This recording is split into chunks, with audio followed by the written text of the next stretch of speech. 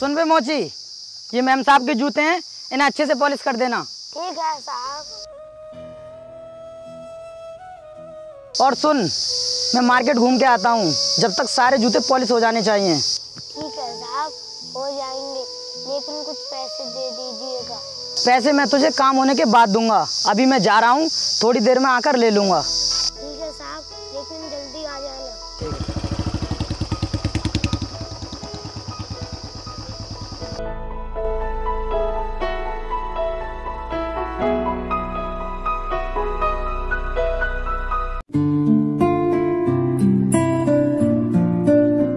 क्यों रे मोची, अभी तुझे कोई थोड़ी देर पहले जूते देकर गया था पॉलिश करने के लिए?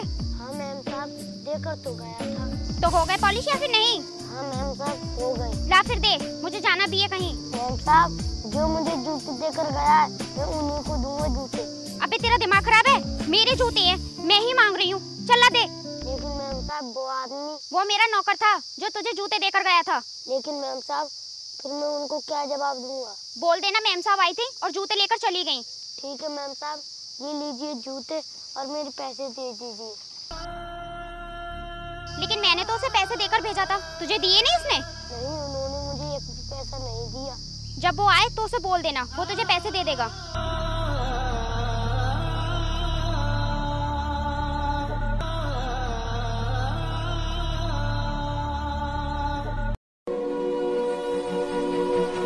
ले छोटू, इसमें जूते डाल दे।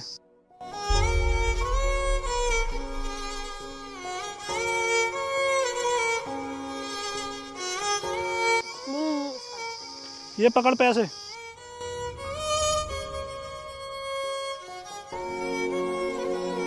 क्यों रे, किसको दे दिए मेरे जूते? साहब, एक लड़की आई थी और बोल रही थी कि वो आपकी मालकिन है और मुझसे जबरदस्ती जूते लेकर चली गई।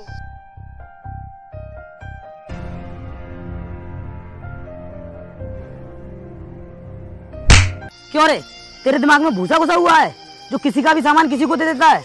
कुछ जिम्मेदारी निभानी आती है नहीं तुझसे? साहब, मैंने तो उनसे मना किया था, लेकिन वो जबरदस्ती ले गई। मुंह बंद कर अपना। मैं अच्छे तरीके से जानता हूँ तुम मोची लोगों को, ये ड्रामाबाजी जानबूझकर करते हो तुम लोग। नहीं साहब, मैं झूठ नहीं बोल रहा हूँ और वो मुझे पैसे भी नहीं देकर गई। आप मुझे मेरे काम के पैसे दे दीजिए।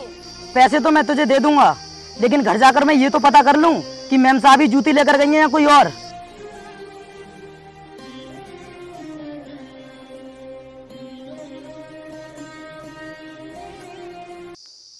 देखा तुमने?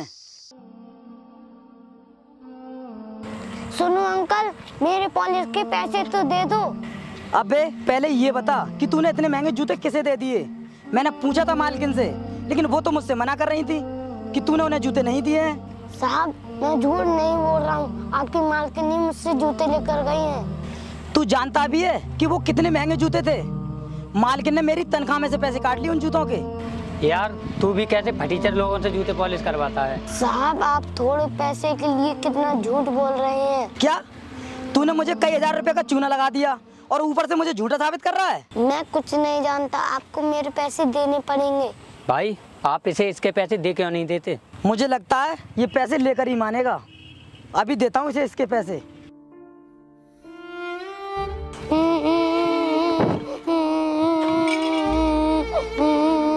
चलो।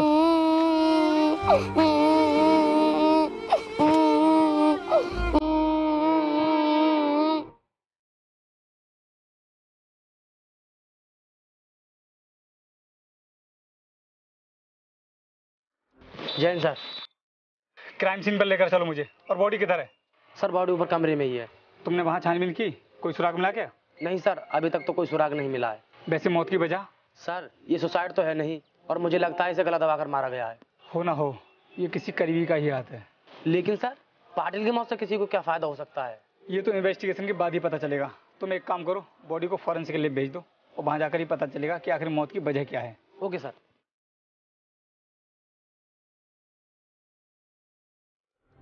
सर वहाँ पर मुझे छानबीन करने के बाद ये फीता मिला है।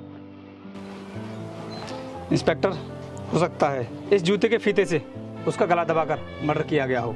एक काम करो, पाटिल के फ़ोन की कॉल डिटेल निकालो और उसके जितने भी रिश्तेदार हैं सभी से संपर्क करो। सर इस फीते की वजह से हमें केस सॉल्व करने में आसानी हो गई है। और इस फीते पर पुलिस का निशान भी लगा हुआ है। और मुझे लगता है मर्डर करने से कुछ देर पहले ही इस फीते पर पॉलिश की गई हो। अगर पॉलिश करने वाला मोची हमें मिल जाए तो उस कातिल तक पहुंचने में हमें बहुत आसानी हो सकती है। एक काम करते हैं, इस एरिया में जितने भी मोची हैं सभी से कांटेक्ट करते हैं, फिर हमें पता चल जाएगा कि आखिर इस फीते पर पॉलिश किसने की है। चलो निकलते हैं। हाँ बोलो, पोस्टमार्टम रिपोर्ट का क्या हुआ? क्या मतलब बॉडी में जहर मिला है? इसका मतलब कि उसको जहर देकर मारा गया है। सर बाहर पाटिल की बहन आई हुई है। ठीक है, चलो निकलते हैं।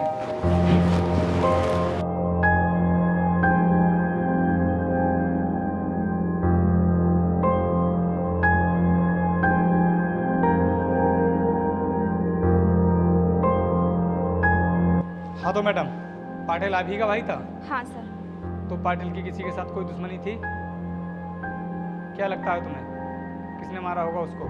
सर मेरा भाई बहुत सीधा इंसान था, उसका किसी के साथ कोई झगड़ा नहीं था। देखिए, पाटिल का जिस तरीके से मर्डर हुआ है, पहले उसे खाने में जहर दिया गया है और उसके बाद गला दबाकर उसकी हत्या की गई है। सर मुझे इसी बात का तो अफसोस है। और वैसे भी किसी को क्या मिला एक देवता समान इंसान की जान लेकर। और सर मेरी आपसे रिक्वेस्ट है कि मेरे भाई के कातलों का पता लगा लीजिए और उन्हें कड़ी से कड़ी सज़ा दीजिए। सर ये लड़की झूठ बोल रही है। पाटिल के साथ 3 दिन पहले इसका झगड़ा हुआ था और पाटिल इसका सौतेला भाई था।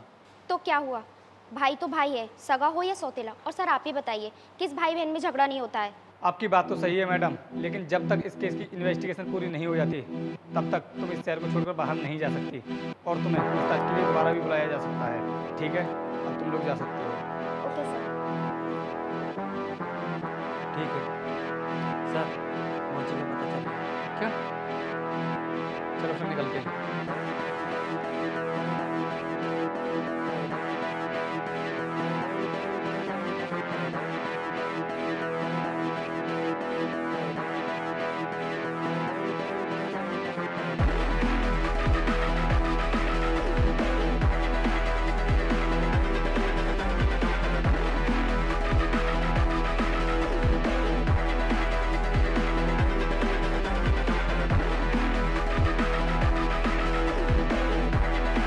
लाइए सर, आपके जूते पॉलिश कर देता हूँ। नहीं बेटा, हम यहाँ जूते पॉलिश कराने के लिए नहीं आए हैं, हम एक केस के सिलसिले में तुम्हारे पास आए हैं। लेकिन सर मैं आपकी इसमें क्या मदद कर सकता हूँ? बेटा इस फीते को देखकर बताओ कि ये किसके जूते का है। सर आप भी कमाल करते हैं, मैं कैसे बता सकता हूँ ये किसके जूते का फीता है? मेरे पास तो ना जाने रोज कितने ग्राहक आते हैं। बेटा मैं जानता हूँ कि तुम्हारे पास हर रोज बहुत से ग्राहक आते होंगे, लेकिन फिर भी इस फीते को देखकर बताओ कि ये किसके जूते का फीता है। देखो बेटा,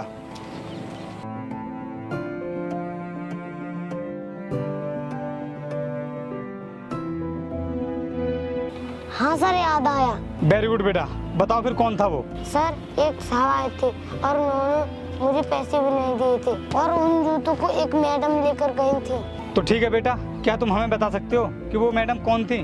सर ये तो मुझे नहीं पता कि वो मैडम कहाँ पर रहती हैं। देखो बेटा, कुछ भी करो लेकिन हमें उन मैडम तक पहुंचना है, प्लीज ट्राई करो। हाँ सर, मैं उन मैडम का स्केच बना सकता हूँ। क्या सच में बेटा? हाँ सर। एक काम करो, इसको लेकर चलो ऑफिस साथ में। आओ बेटा। सामान यहीं पर छोड़ दो।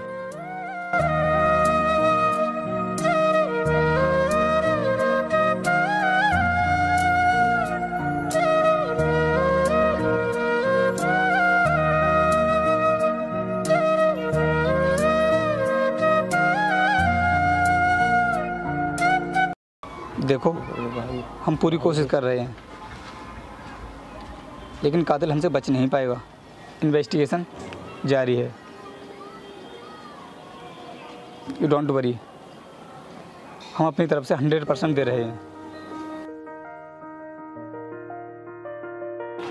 ये देखिए सर, इस बच्चे ने कातिल का स्केच बना दिया है। मैं आपसे थोड़ी देर में बात करता हूँ।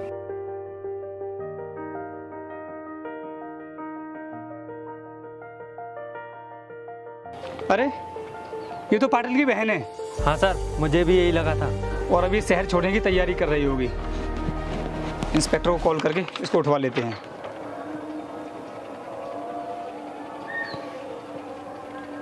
सुनो इंस्पेक्टर, जहाँ भी हो जल्दी जाकर पाटिल की बहन को उठा लो। हम लोग थोड़ी देर में पहुँचते हैं।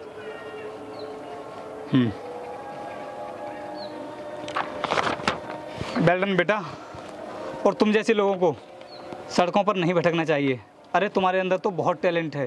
लेकिन सर मैं कर भी क्या सकता हूँ? बेटा अब से तुम्हें मोची का काम करने की कोई ज़रूरत नहीं है।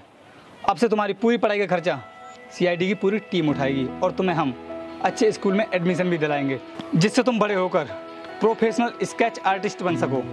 एक काम करो, इस बच्चे को लेकर चलो।